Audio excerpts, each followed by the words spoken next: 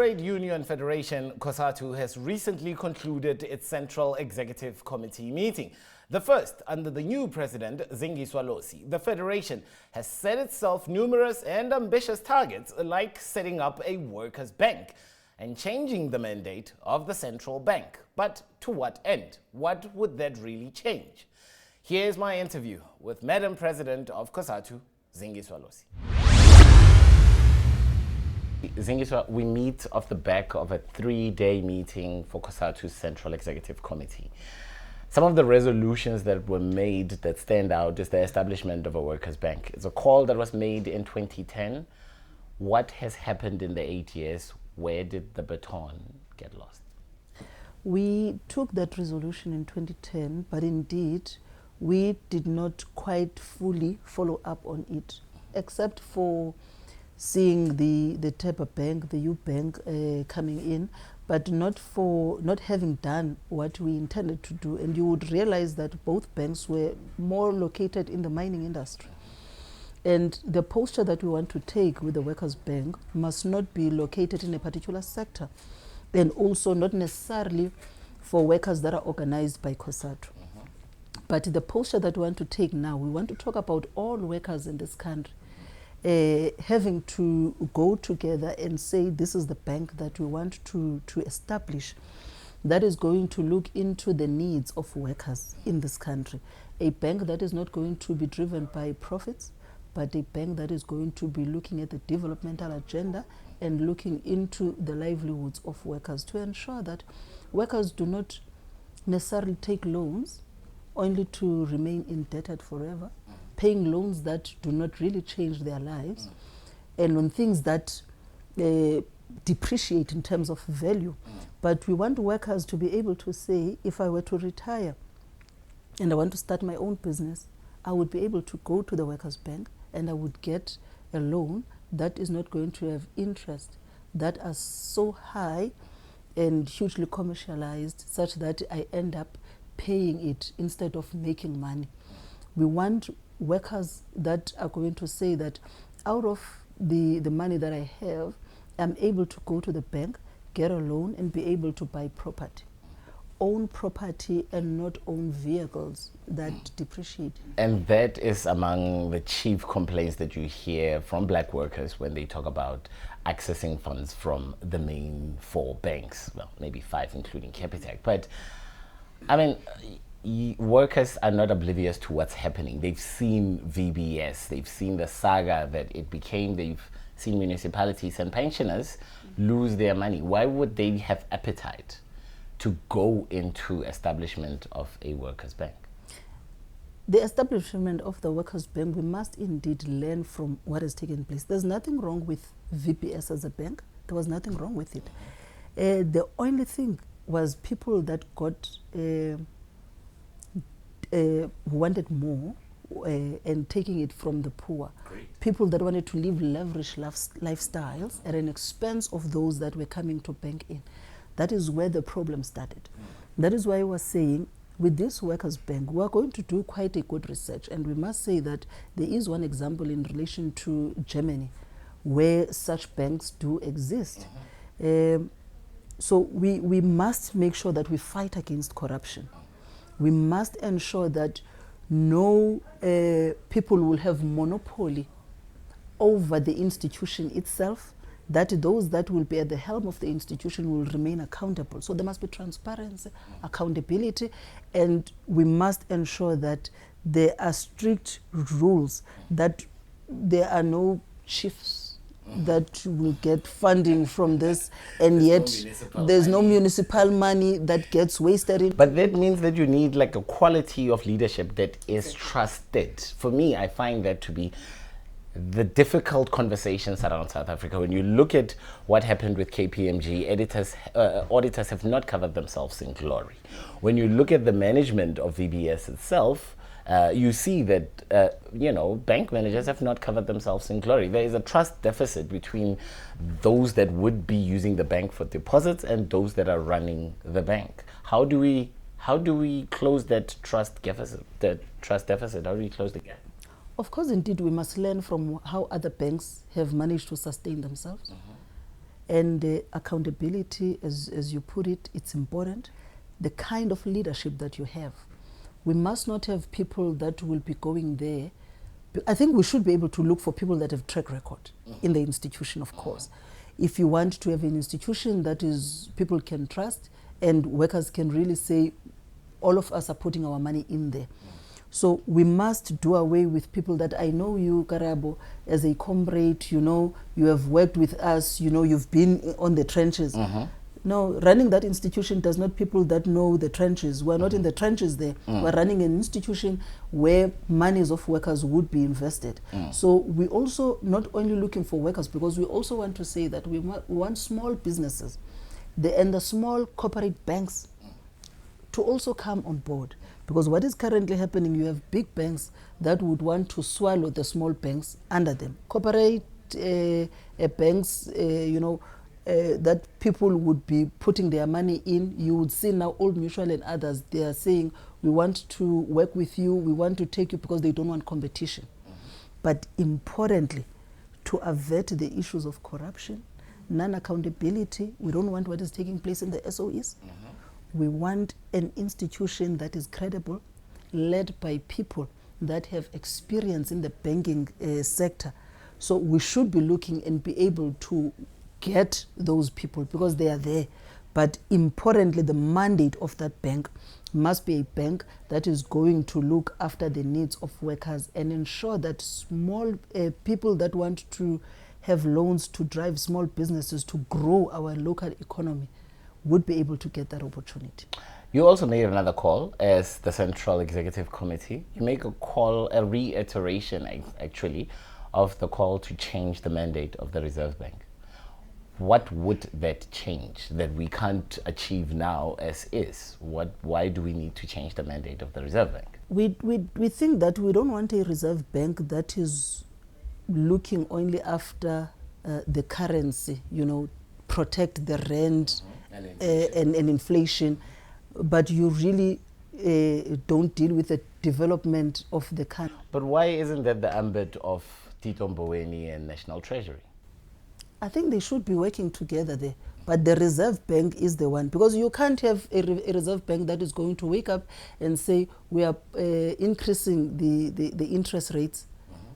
And how do you then strike the balance for people to be able to pay off their loans, for people to be able to run their livelihoods, for people to be able to plow back to the economy?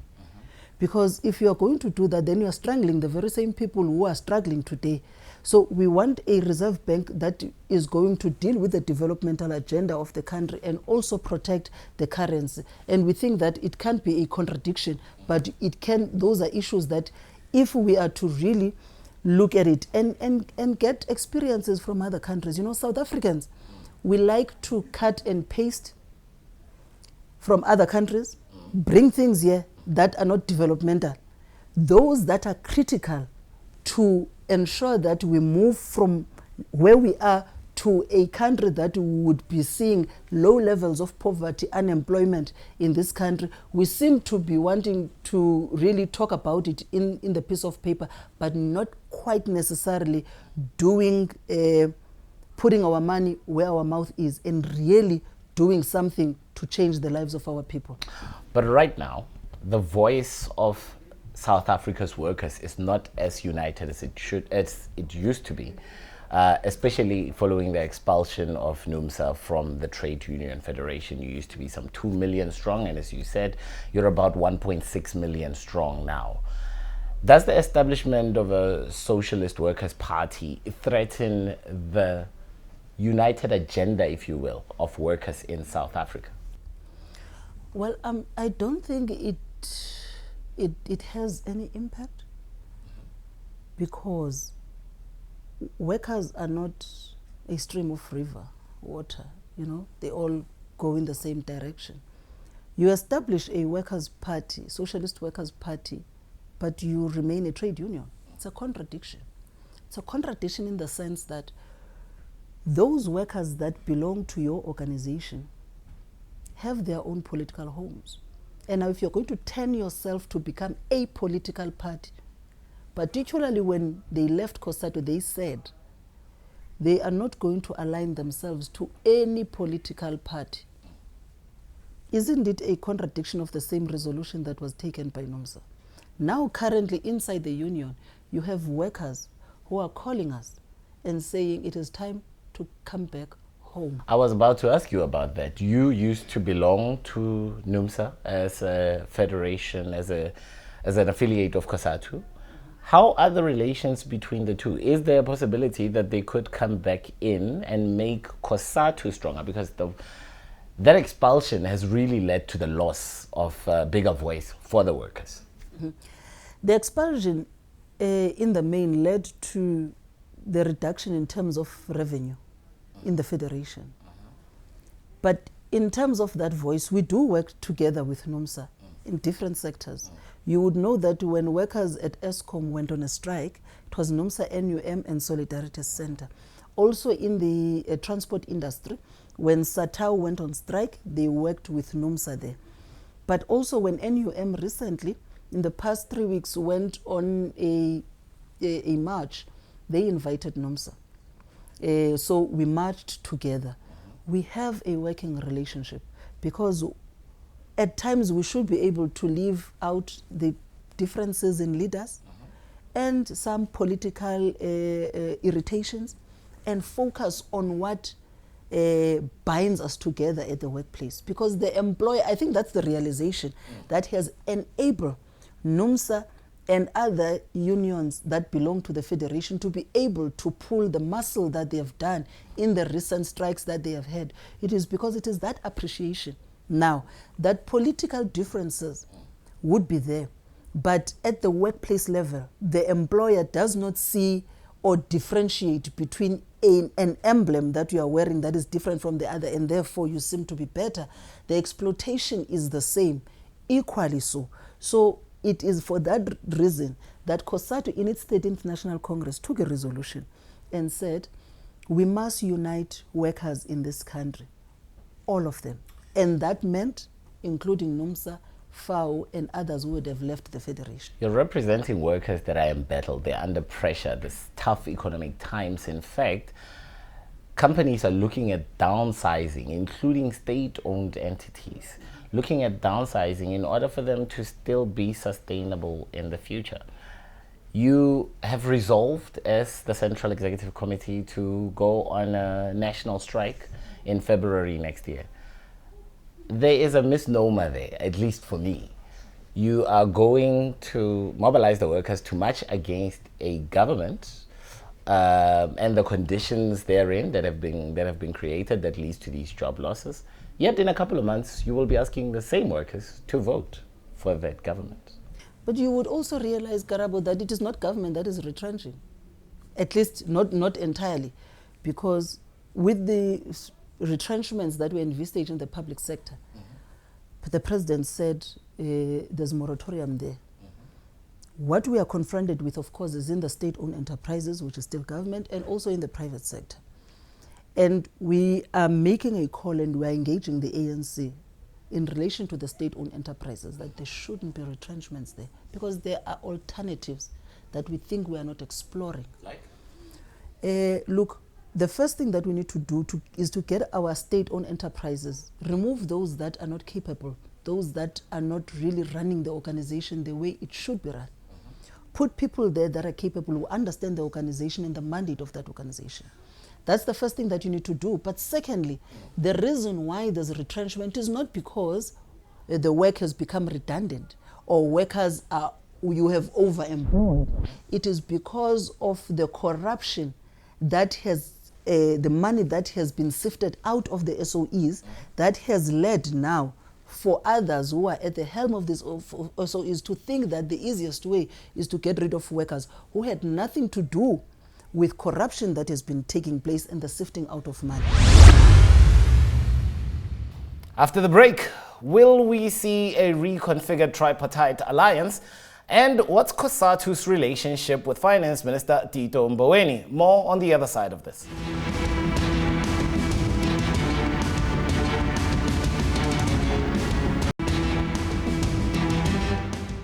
Welcome back to Political Capital, the intersection of money and power. Cosatu has had a frosty relationship with Finance Minister Tito Mboweni from his days as Labour Minister, and following the minister's stance with regards to paying for e-tolls, that frostiness is turning into ice. So how will a reconfigured tripartite alliance change the dynamics of governance within the ruling party? Here's the last bit of my interview with Cosatu President Zingiswa Losi. Cosatu and SACP have consistently said that the alliance needs to be reconfigured. One would ask, you're already part of the alliance. We assume you're part of the decision-making process. You were consulted, for instance, during the last cabinet reshuffle. Cosatu has said that it was consulted. So was the SACP. Why do you need to reconfigure the alliance? And if it's reconfigured, what input would the SACP and Cosatu bring into that decision-making as to who sits on the boards, who gets to control SOEs, what kind of worker representation we have? So how would that help? The reconfigured alliance is going to help us in the sense that currently when you are being consulted, does not necessarily mean that your views ultimately, okay? You would be consulted, you would have your views, but the decision may not be what you would have wanted it to be. Now, in a reconfigured alliance, we are saying that will be a governing alliance. Nothing will pass and go through without the alliance having agreed to it in terms of who goes where. For an example, critical. Now we're going for 2019 elections. Okay, the ANC says, Cosatu, you were not in the war room preparing for these elections. SACP were not seeing you, Sanko. Okay, so all hands on deck, we're all there. We go, we are on the ground, we are campaigning, vote for the African National Congress. And we name good reasons that why people should vote for the ANC. Appreciating, accepting the shortcomings. Now, what happens is that after the elections, and even in this process, you would realize that there are BGMs that are running, okay, building up to a national list. Look at the list that is coming from the BGMs. The kind of people that are emerging there on top 100. It's the faces of people that will still be appearing in the Zondo Commission. Others will be appearing in the SARS Commission. Others in the portfolio committees in Parliament, okay? How can you really, now, you are going to a list conference. So with people who are implicated in all kinds of things. This is the part of the problem. This is why we say, Karabo, we want a reconfigured alliance, because we want to be able to say to the ANC, we want to be able to say to the ANC as an alliance, we have reconfigured the alliance as we are on the ground campaigning, okay? Everyone must come in. So it's a reconfigured alliance. Until such time, the ANC must do deployment. And then it becomes the issue of the ANC who goes where. And we're saying, no. It can't be. At the policy level, we do influence to some level. So, but we are saying when the Alliance Political Council meets, it means leaders of the alliance are meeting and they are giving direction to this country, and the alliance must follow that route. So we must be able to say, Karabo, sorry, these ones, even if the list conference passes them through, but they can't. But Madam President, you want to be part ultimately of the decision-making body of the movement. You want to be able to say deployment must be done in such a way. But the problem with the ANC, and I guess the extended alliance as a whole, is the fact that when you see the same faces that you say, some are still going to testify in front of the Zondo Commission, in front of the Nugent Commission, do we have enough talent pool inside the African National Congress to actually change these faces? We don't end up with the same faces who are leading economic policy. We have many. So why don't we see them? Why don't we see them? That's exactly what we are saying. That's why we want a reconfigured alliance, because seemingly now, there is this assumption that if you have not been to exile, or if... and exile was a long time ago. That was like 25, 26 years ago? It was. But when you hear people that are in the Zondo commissions and in the top leaders of the ANC, they would always tell you about their political credentials, that I was in Swaziland, I was here, I was in Lesotho, I was in Zambia during our times. We have passed that stage now. Okay? Now we need We're people who can governing now. prepare us for the We're fourth running industrial the- revolution. Exactly. Can we have young professionals?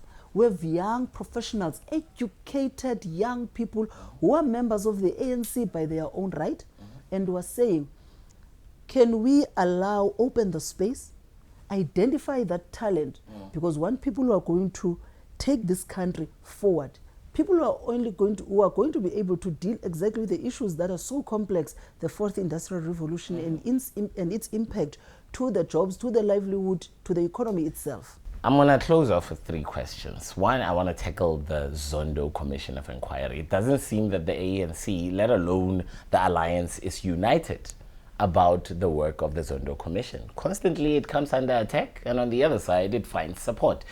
Why isn't the Alliance in agreement about the Zondo Commission? We just heard it recently when President Jacob Zuma was appearing in front of the Pietermaritzburg High Court.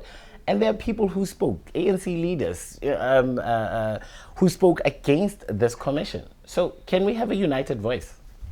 Well, individuals are not organizations. Yeah, but you must deal with those individuals. They're your members. They belong to you. Yeah, but I'm saying individuals are not organizations. The Zondo Commission of Inquiry is supported by the ANC, by the party, by Cosatu. Now, individuals who may be implicated, who feel that the more gets revealed, the more okay? And when they speak wearing a T-shirt of an organization.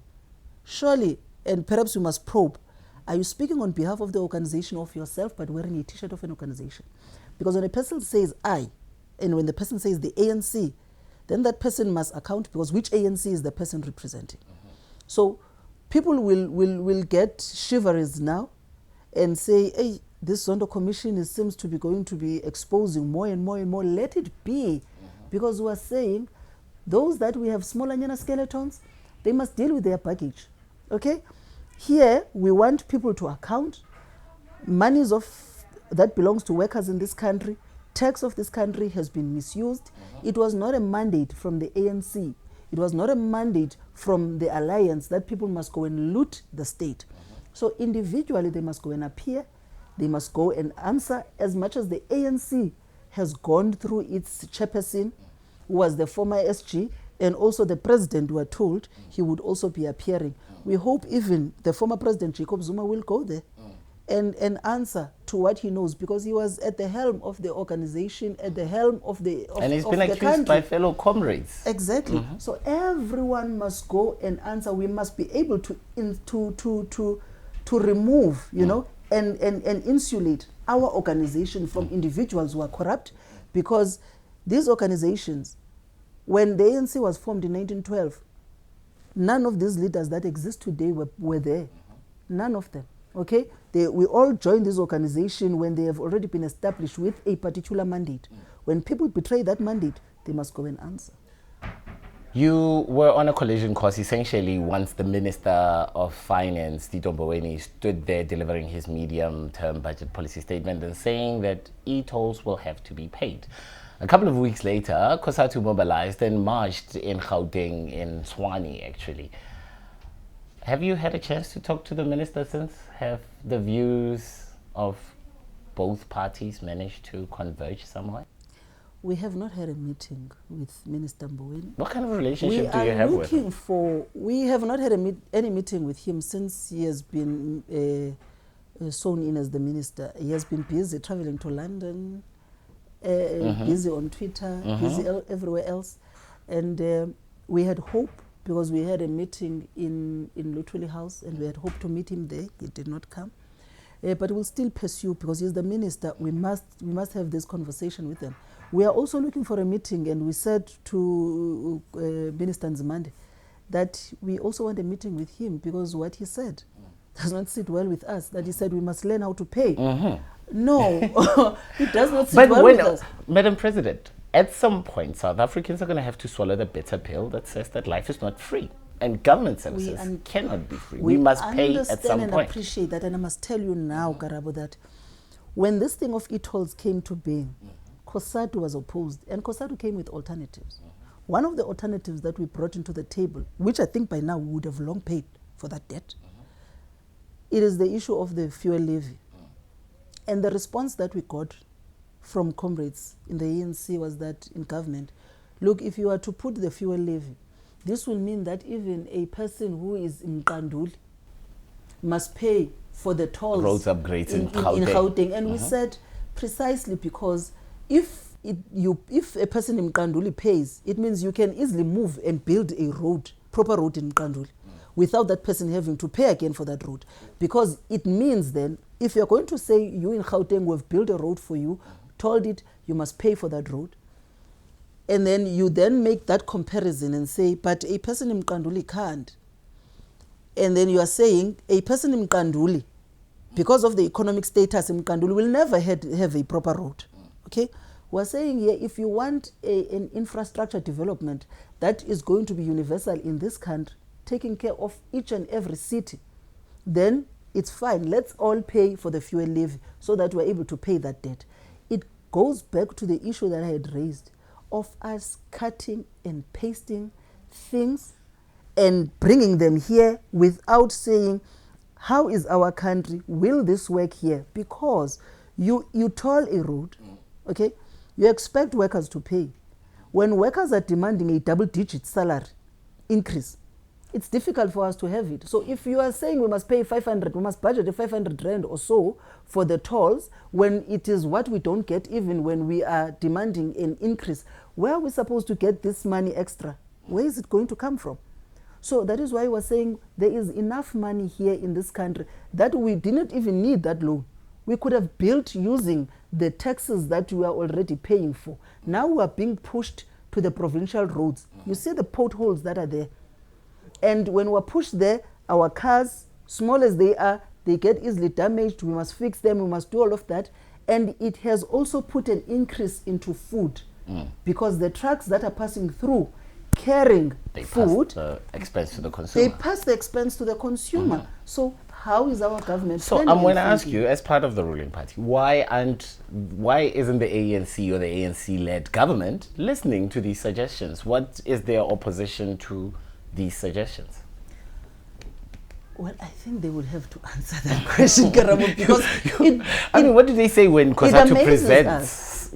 Alternatives? What do they say? Do they say we'll consider and then they move on to do whatever else? I think the problem that exists here is that the ANC will listen, but those that are in government, it seems as if they don't take their mandate from the ANC.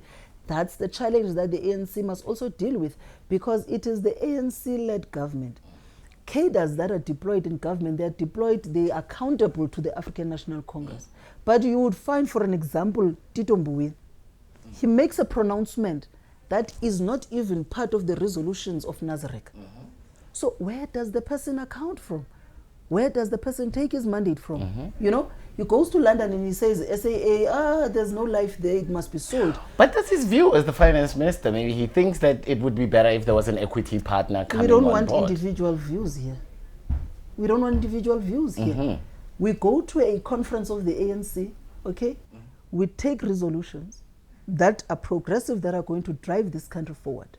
You come in as a minister, sworn in, but deployed by the African National Congress to exactly drive those policy positions of the ANC and resolutions. Now, if you're going to have your own, at least share them with the movement so that we're able to understand where you're coming from, but also be able to say, but the problems with what you are raising, and it is against what we have taken because of these reasons.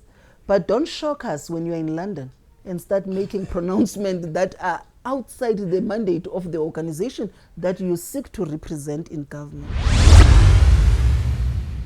Thank you for joining us on this particular episode of Political Capital. We'll be back on your screen this Thursday, where we put Eskom and the economy front and center. Until then, keep it locked.